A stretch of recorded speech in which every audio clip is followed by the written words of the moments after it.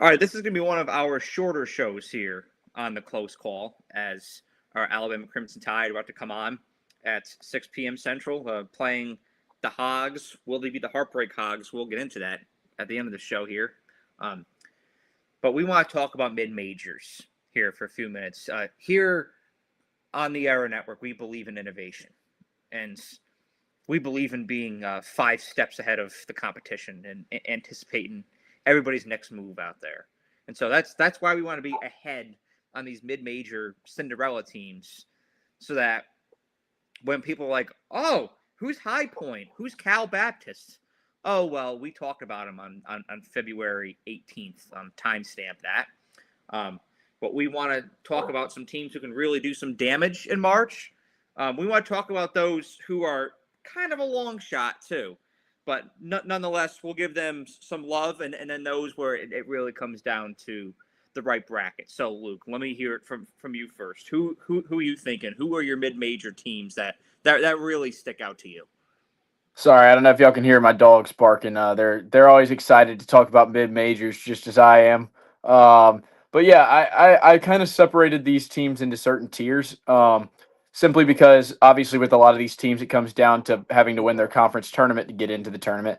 I'm going to start with a few teams that I think that should get into the tournament without having to win their conference tournament, and that probably will get into the tournament without having to win their conference tournament. And I think these are the biggest. I call these the obvious choices. These are going to be the more popular upsets, I think. Starting with St. Louis, obviously. Josh Schertz, he will not be at St. Louis next year. Incredible coach. Obviously, Green, Avila, Sharma, great offense, fun to watch. Lost at Rhode Island last night, but still a great team to watch. Miami, Ohio. I think they should, if they finish the season undefeated, which it looks like they might. Um, then they'll probably be in as well. A lot of upset picks coming on them.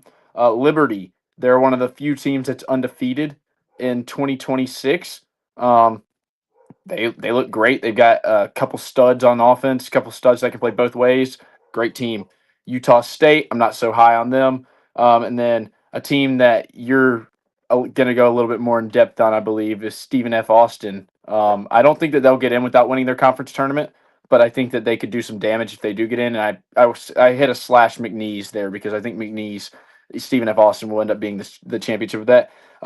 Just below those teams, Akron, they could win the MAC. They could do some damage. Anybody from the American Conference, whether or not that's USF, Tulsa, or even Memphis, who has been playing better recently and is definitely the most talented team in that conference. And then you have your Hawaiis who are having a great year, your Belmonts who are having a great year, and your Navies who are having a great year. Even though Navy's one of the worst 3-point shooting teams in the country, so that might hinder them in the NCAA tournament. And then our unknowns who aren't getting a lot of coverage: Winthrop, UT Martin, my Long Island Sharks for doing well. They'll be a 16 seed, but I'm high on the Sharks. Malachi Davis, always been high on the Sharks. And then whoever comes out of the Horizon League, we saw Robert Morris push Bama to the edge last year. They're in contention again this year. Uh, Wright State is currently leading the conference. They're dangerous. So Purdue Fort Wayne, that conference is always dangerous. So I'm interested to see kind of who comes out of these. I'm sure there's a few mid majors that I didn't get to highlight here, a few conferences, but ultimately I think that those conferences are either, not super contenders to upset, or their teams are just all mid, quite frankly. So yeah, that's kind of where I'm going on that. Yeah, and our boy here, DJ Get Buckets, just mentioned UT Martin has a bunch of international players, so kind of like a lower scale Illinois, They if do, you and will. and UT Martin. I will mention one thing about them. I would have them in my just below tier, kind of my potential March darlings tier. They did have a player enter the transfer portal mid-season. I believe he was averaging double-figure points per game as well as close to double-figure rebounds per game, and that just goes to show you again. I'm not happy with the NCAA's transfer rules. I'm not happy with the portal rules, and they need to get control of it because there's no reason for a player to be bowing out on his team that could make a potential March Madness run, and he's losing out on some potential money as well. So I understand the injury fear, but I'm not happy about it. UT Martin, you deserve better, and I'm here for the UT Martin fans. I mean, hey, home of Ty Simpson. Yeah, Or his dad. That's where he's the head football coach. So gotta show some love to UT Martin. yeah, absolutely. I But don't think they've ever been mentioned on the show before. So no, props to UT this Martin. is the first UT Martin mention. So hopefully there will be many more in literally about a month from right now. Hopefully we're watching them celebrate on the court after they knock off a 4 seed. Absolutely. So I did some research on 4 teams. That I kind of have them going along with your tier system. Now, of all of these, I have to say, I think that Stephen F. Austin is the biggest threat. I think they're going to get in as around a 13 or a 14 seed. They're 17-1 in conference right now. They've just been straight kicking ass. But it's their identity that I really like. Like they reminds me almost of a Grand Canyon a couple years ago, where they can score, but they're physical. They're gritty. Yeah. They have size, and they will play any of your power 4 teams, maybe below a 1 or 2 seed, very tight. And they're Stephen F. Austin, the Lumberjacks. They're one of those teams that they're gonna scare some high seeds. They're absolutely going to scare some highly seeded teams, just because of how physical they are. It's going to be hard to expand a lead on this team. It's going to be hard to go into the paint on them. Like they're a team that you get done playing them and you're like, what in the fuck was that? Like, what did we just go through? Kind of like when Alabama played Grand Canyon a couple of years ago. It's like it's almost like we just went through a damn boxing match. Yeah. Arms all bruised up afterwards. That's their identity. And I'm a big fan of Keon Austin. I think he's an absolute baller as well on the Lumberjacks. So that's our boy Cobb's team. So you and I have both been doing a little bit of film study on them for that reason. But of all the teams that I'm going to mention, Stephen F. Austin, just want to clarify, they absolutely have the biggest threat for a Cinderella run, or at least a first round upset around the round 64. I want to talk about Yale, because you always have those Ivy League teams that make noise in the round of 64. I mean, we've seen Yale do it. We've seen Yale do it twice now. They beat Auburn a couple of years ago, and I want to say they beat Baylor a couple of years ago They did. as well. And The iconic Prince interview. Yes. Oh, yes. I remember that now. Yeah, they grabbed the ball more times than we did. That's why they got more rebounds. That was iconic. That's honestly, like I just mentioned, that's one of my favorite Cinderella memories growing up. Of course, FGCU was up there nonetheless, but bring them back, baby. I want to see FGCU back so badly. Lob City, man. Lob City, absolutely iconic. I'll be posting clips of Lob City here soon. But Yale's been dominant in conference. They only have 2 losses. They lost to Princeton. They lost to Harvard. They got their revenge this past weekend against Harvard, though. Squeaker. They won by points. It was an absolute squeaker. They look different than Stephen F. Their identity's a little bit different. They're more of those teams where if they get hot, look out. I think Stephen F. Austin can make a run. I think Yale can win a game. Where if they happen to be red hot shooting one of these highly seeded teams, they can knock them off. Like if their field goal percentage is through the roof, they score 90. They almost remind me of an Oakland when they beat Kentucky a couple years ago, where they have a performance like that, they can really do something. And then I got High Point. Oh, absolutely. High Point has been scoring at a high rate this year. They have the 4th highest points per game in the NCAA right now, 91.8. So they score like an NBA team. It's unreal to watch. And Terry Anderson, Conrad Martinez, they've been ballers on High Point this year. And I know they play in the Southland, but still 91.8 points per game is fucking unbelievable. They just hung 112 points on Gardner Webb. And I know it's Gardner Webb, I know they won 3 games this year, and it's February. That's pathetic. Look, I get that. But hanging 112 in a college game is unreal, and High Point's capable of that. Their defense can be a concern. If you look at a lot of their conference games, they do allow a lot of points. And again, that's in the Southland. So what's going to happen when you're playing Illinois, right? No, what's going to happen if you play Kansas? That's obviously a concern. But High Point is one. If they can get into the right region, play the right team, look out. And then one that's kind of on my radar here. I'm not even certain that they'll make the tournament, but I'm pulling for them because if they do, it'll be their first tournament in the history of their program for D1 at least. They made D2 tournaments, but this would be Cal Baptist's first NCAA tournament ever. They just became eligible for this in 2022 and the 23. So they are brand spanking new. They played Utah and Colorado really close this year. So I know they're not really highly rated Power 4 teams, but it still shows that they're capable of playing at the next level. Dominique Dawkins Jr. has been a star on Cal Baptist this year. Now they are battling Utah Tech and Utah Valley right now, and the WAC right now. They're congested on top, and then there's a little bit of a gap once you go below them. But I'm really pulling for Cal Baptist here. They may be my team. I mean, I feel like we're all picking mid majors to root for. I think we all got to pick a mid major and just ride with them. Cobb's got Stephen F. Austin. I may go with Cal Baptist. I got to think about it. I've got Tulsa. So I've been on Tulsa since they almost pulled off the upset against Kansas State, which doesn't look nearly as good now. But yeah. Yeah, but it was in mid November, so I was on them early. I will say no. You've got dibs on Tulsa. That's fair. I may, just because I played with them a lot on NCAA growing up, I may go with the New Jersey Institute of Technology.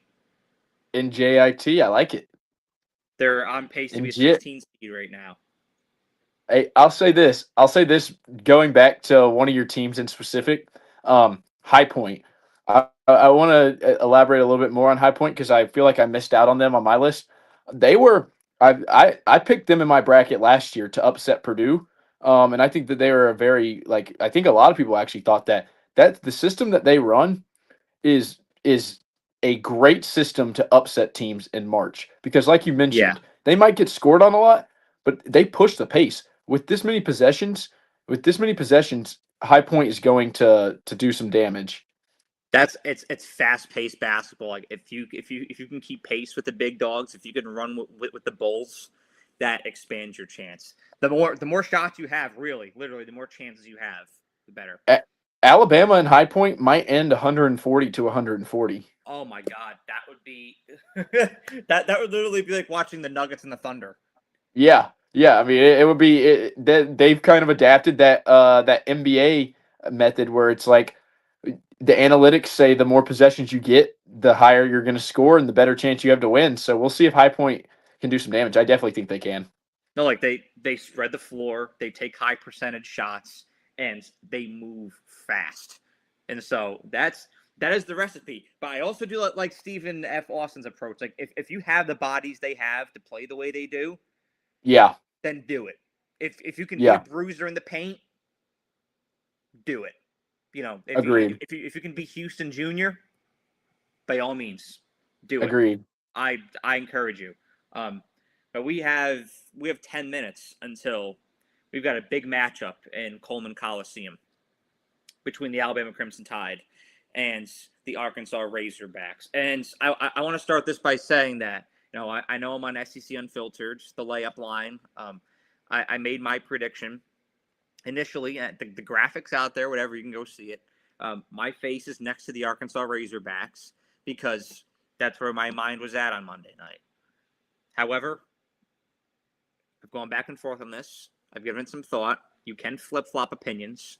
It's what smart people do, and that's what I'm going to do.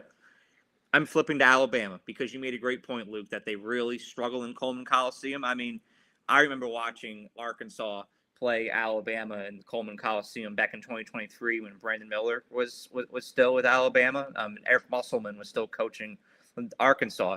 There's this guy sitting right near us that for some reason really fucking hated Eric Musselman, and it was funny to witness. Was it me?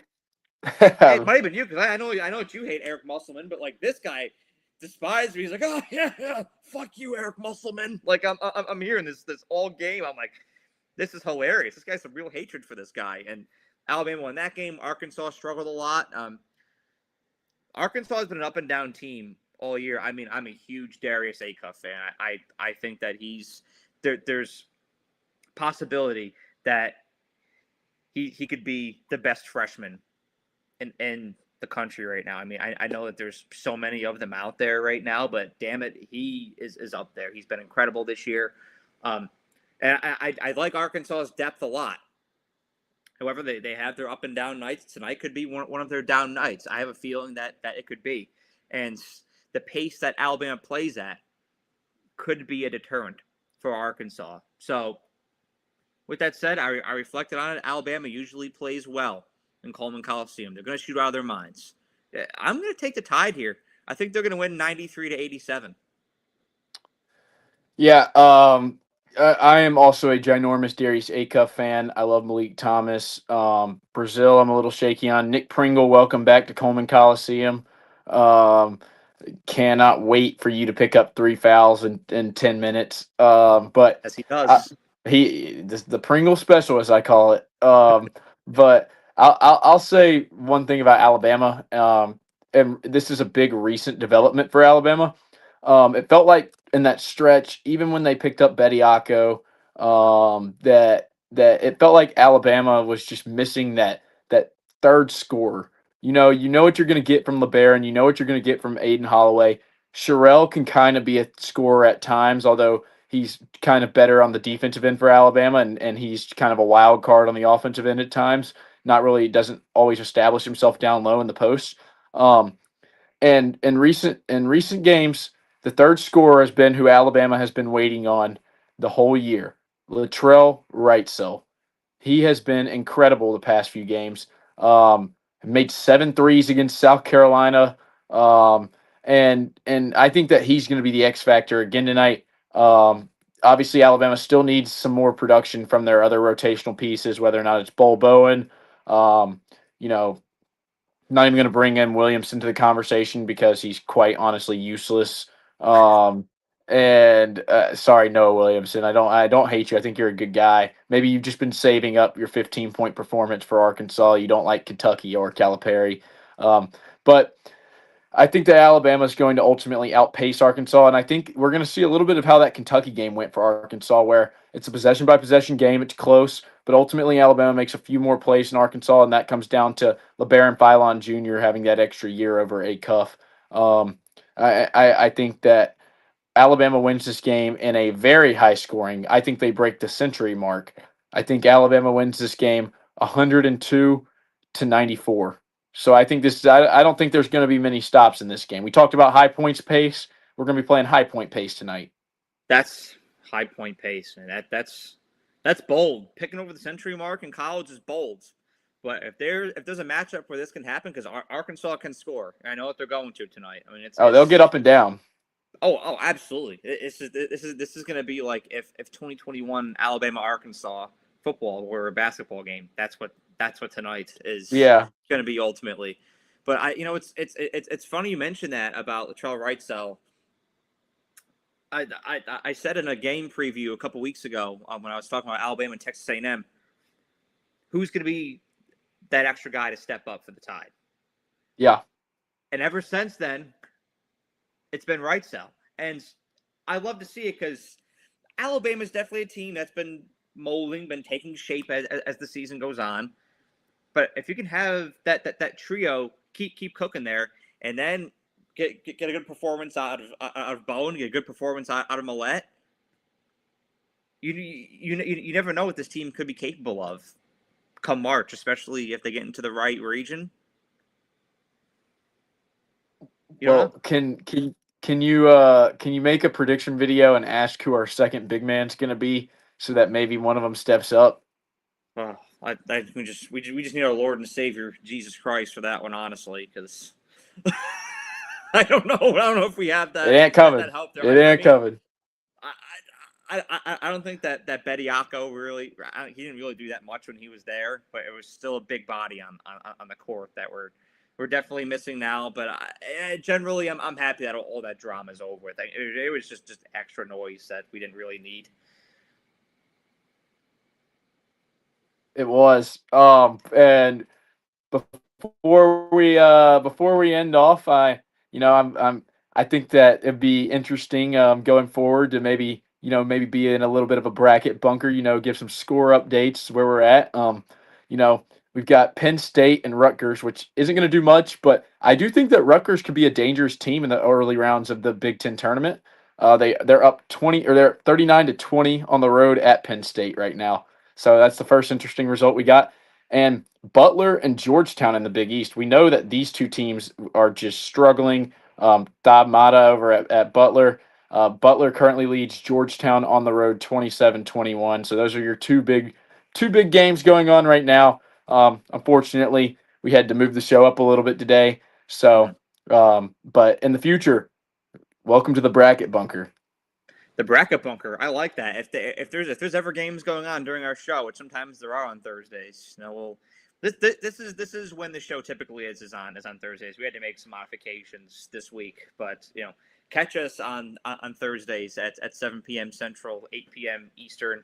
We will always be on. But thank you, Luke, for hopping on today, and it's time to go watch some Tide hoops. Let's do it, man. Hey, we're getting close to March. I'm getting spring fever.